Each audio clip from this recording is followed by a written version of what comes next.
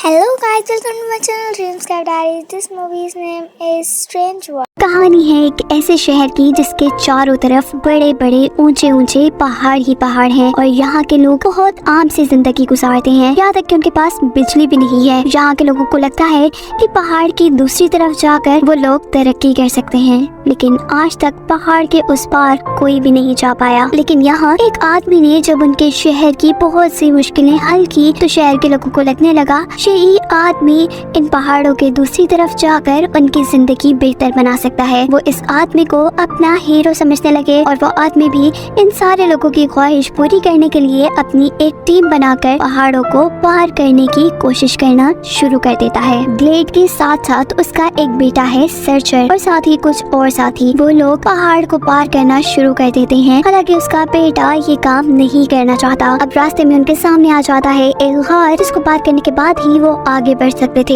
ये गार अजीब था। यहाँ जैसे ही कोई आदमी जाकर बोलता है तो ऊपर से एक नोकीली चट्टान उसके ऊपर गिरती है। ये देखकर सारे ही घबरा जाते हैं। लेकिन अच्छी बात ये थी कि जिस इंसान के ऊपर वो चट्टान गिरी थी वो अभी तक जिंदा था। सब लोग डर रहे थे। तभी ग्लेड कहता है कि ये सिर्फ उस आदमी के शोर मचाने की वजह से हुआ है, हमें आहिस्ता आहिस्ता आगे बढ़ना चाहिए। सभी उसकी बात मानकर आगे बढ़ रहे थे। तभी सर्चर को एक पौधा नजर आता है। ये पौधा बिजली से बना हुआ था। वो जैसे इस पौधे को हाथ लगाता है तो उसे जोरदार करंट लगता है। ऐसे में उसका चिल्लाना तो बनता था। शोर की वजह से वहाँ की सारी चट्टानें टूटने लगी थी और वो लोग बहुत मुश्किलों से भागते भागते उस गार से बाहर निकले थे। गार से निकलने के बाद उन्हें लग रहा था कि बस अब उनकी मंजिल करीब है, वो लोग पहाड़ों को पार करने ही वाले हैं। लेकिन ग्लेड का बेटा सर्चर उसे कहता है कि मैं आगे नहीं बढ़ना चाहता। ऐसे ही उसके सारे साथी भी आगे बढ़ने से मना कर देते हैं और फैसला करते हैं कि उन्होंने अभी जो पौधा देखा था उस पौधे को ही लेकर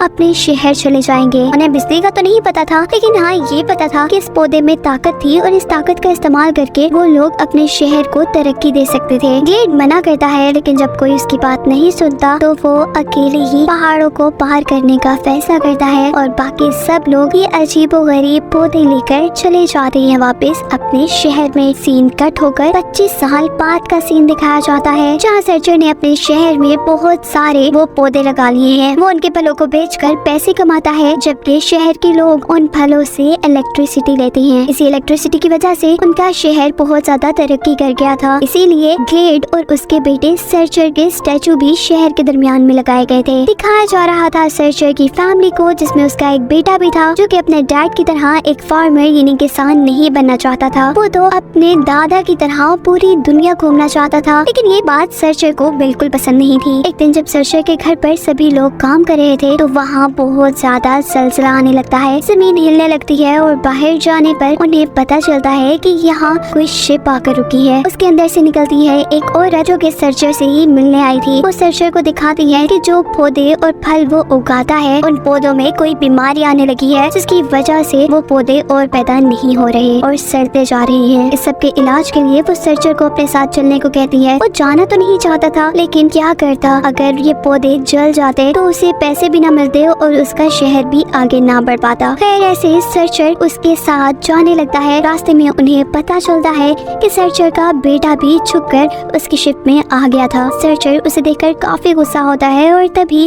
उसकी वाइफ भी अपनी एक अजीब से स्कूटर के जरिए यहाँ पर पहुँच जाती है। वो लड़की अब सर्चर को और उसकी फैमिली को उस जगह पर ले आई थी जहाँ उन्हें सबसे पहले पौधे खराब दिखे थे। उनको लगता था कि शायद यहाँ नीचे कोई ऐसी क्रिएचर रहती है जो कि इन पौधों की जड़ों से ही सारी इलेक्ट्रिसिटी यानी सारी एनर्जी अपने अंदर ले लेती है और इस तरह फलों में कोई एनर्जी नहीं आती। वो लोग यही बातें कर रहे थे कि अजीबोगरीब पिंक कलर के बैट्स यानी चिमगादड़ों ने उन पर हमला कर दिया था। एक चिमगादड़ ने तो उनके शिप के पायलट को भी मार गिराया था। अब शिप सारी की सारी उन बड़े बड़े बैट्स यानी चिमगादड़ों के कंट्रोल में थी, जो कि शिप को बहुत जल्दी नीचे की तरफ ले आए थे। यहाँ पे सर्चर की वाइफ हिम्मत दिखाती है और शिप के अंदर जाकर शिप को कंट्रोल करना शुरू कर देती है। अचानक उन लोगों के सामने एक अजीबोगरीब फोम की दीवार आ चुकी थी, जिसके फटते ही वो एक नई दुनिया में आ गए थे। ये बिल्कुल ऐसे थी जैसे कोई समुंदर की दुनिया, लेकिन यहाँ पानी नहीं था। यहाँ बहुत से उड़ने वाले परिंदे थे, चलने वाले अजीबोगरीब जानवर थे और दुनिया जैसे पिंक कलर की थी। सर्चर जो कि शिप के बाहर की तरफ खड़ा था वो रास्ते में ही कहीं गिर चुका था, जबकि काफी आगे जाने पर सर्चर की वाइफ ने किसी न किसी तरह शिप को रोक लिया था, लेकिन इस वक्त तक वो सर्चर से काफी दूर आ चुके थे। सर्चर का बेटा अपने डैड को ढूंढना चाहता था, लेकिन कोई उसकी मदद करने को जब नहीं मानता तो वो अपनी मॉम का स्कूटर लेकर निकल जाता है। यहाँ सर्चर जो अकेला खड़ा था तो ब्लू कलर का अजीबोगरीब जानवर उससे उसका स्कार्फ लेकर भाग जाता है, और जब उस जानवर का पीछा करता है तो उस जानवर ने बॉल की तरह के बड़े सी क्रिएचर से सर्चर पर हमला करवा दिया था। ये बड़ी सी क्रिएचर सर्चर को मार नहीं देती,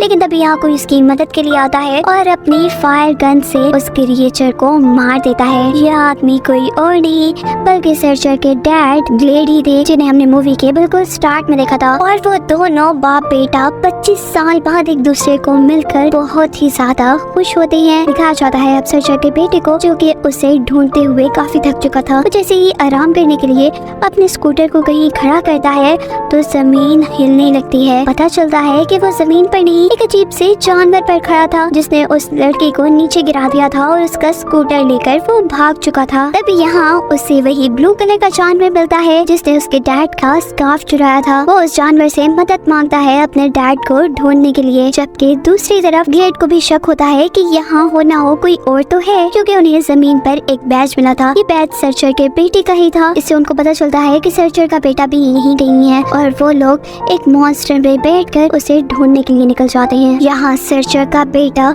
बहुत खतरे में था, क्योंकि पहले दिखाए जाने वाले गोल गोल बड़े बड़े क्रिएचर जिनके बहुत ज्यादा टेंटिकल थे, यानी बहुत ज्यादा हाथ थे, वो सारे के सारे सर्चर के बेटे पर हमला करने के लिए तैयार थे। और यहाँ उसकी जान बचाने के लिए उसके दादा यानी ग्लेड पहुंच जाते हैं, जो अपनी गन से आग निकालते हुए उन सभी क्रिएचर को वहाँ से दूर कर रहे थे। लेकिन कितना भी लड़ते वो क्रिएचर्स तो बहुत ही ज्यादा थे। तभी सर्चर के डैड उसे और उसके बेटे को लेकर अजीब से बर्ड्स के ऊपर कूद जाते हैं। वो बर्ड्स उन्हें उड़ाते हुए कहीं और ले जा रहे थे, लेकिन खतरा अभी भी नहीं टला था। उनके पीछे वो बड़े बड़े क्रिएचर्स अभी भी लगे हुए थे, और तभी सर्चर की वाइफ उन सबको अपने स्कूटर पर यहाँ बचाने आ जाती है। और बड़े बड़े क्रिएचर्स को अपने आप से दूर करने के लिए सर्चर का बेटा उन फलों को इस्तेमाल करता है जिन फलों में से इलेक्ट्रिसिटी निकलती थी, और करंट देकर उन सभी क्रिएचर्स को अपने आप से दूर कर देता है। सभी लोग अब वापस आ जाते हैं अपने शिप पर, जहाँ सारे लोग ग्लेड से मिलकर बहुत ज्यादा खुश थे। यहाँ वो लड़की सबको बताती है कि हमें उस क्रिएचर तक जाना होगा जिस पर हमें शक है कि वो हमारे पौधों की जड़ों से सारी एनर्जी अपने अंदर ले रही है। आगे बढ़ते बढ़ते ग्लेड अपने पोते को सिखा रहा था अपनी गन चलाना, लेकिन सर्चर को ये पसंद नहीं था। वो नहीं चाहता था कि उसका बेटा भी उसके डैड की तरह बने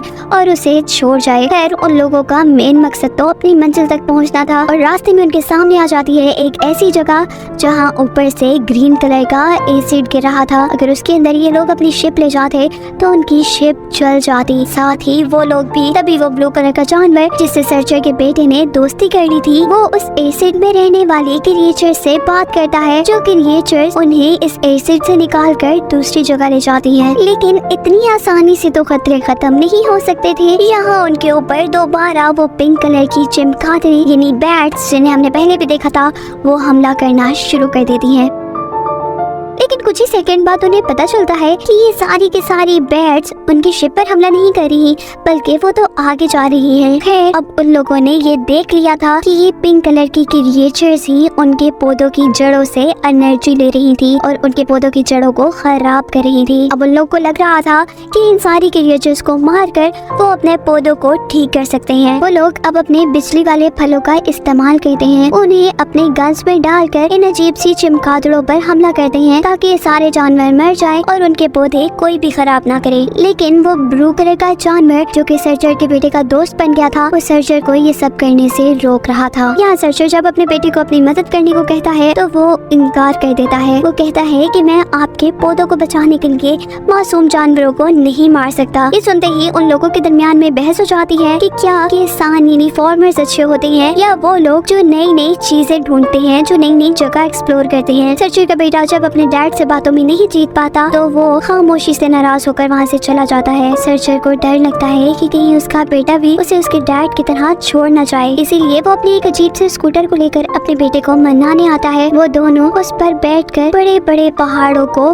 पार कर लेते हैं। उन्हीं पहाड़ों को पार कर लेते हैं जिन पहाड़ों को हमेशा से शहर के लोग पार करना चाहते थे। ये सब करने के बाद उन्हें खुशी नहीं बल्कि हैरानी हो रही थी, ये देखकर कि इस पहाड़ के पार उन्हें बहुत बड़ी सी आंख नजर आ रही थी। इस आंख का मतलब था कि ये बहुत बड़ा सा जानवर है और हमने जितनी भी दुनिया अभी देखी थी वो उस जानवर के अंदर की बॉडी थी। जिस ग्रीन कलर के लिक्विड को ये एसिड की नदी समझ रहे थे वो एसिड की भी नदी नहीं थी, वो बल्कि उस जानवर का पेट था। जितने भी जानवरों को सर्चर समेत सभी लोगों ने देखा था वो भी कोई जानवर या क्रिएचर्स नहीं थे, वो तो इस बड़े से जानवर की बॉडी के सेल्स थे। वो लोग ये बात भी जान पाते हैं कि जिस जगह को वो लोग अपने पौधे का दिल समझ रहे हैं, अपने पौधे की जड़ समझ रहे हैं, वो असल में उनके पौधे की जड़ नहीं है, किसी बहुत बड़े जानवर का दिल है जिसे ये करंट देने वाला पौधा मार रहा है। अब इतने बड़े जानवर की जान बचाने के लिए वो लोग ये डिसाइड करते हैं कि वो किसी मॉन्स्टर को नहीं मारेंगे, यानी उसके जिस्म की किसी सेल को नहीं मारेंगे, बल्कि वो अपने पौधों को ही खत्म कर देंगे। इस चीज में सारे ही सर्चर का साथ दे रहे थे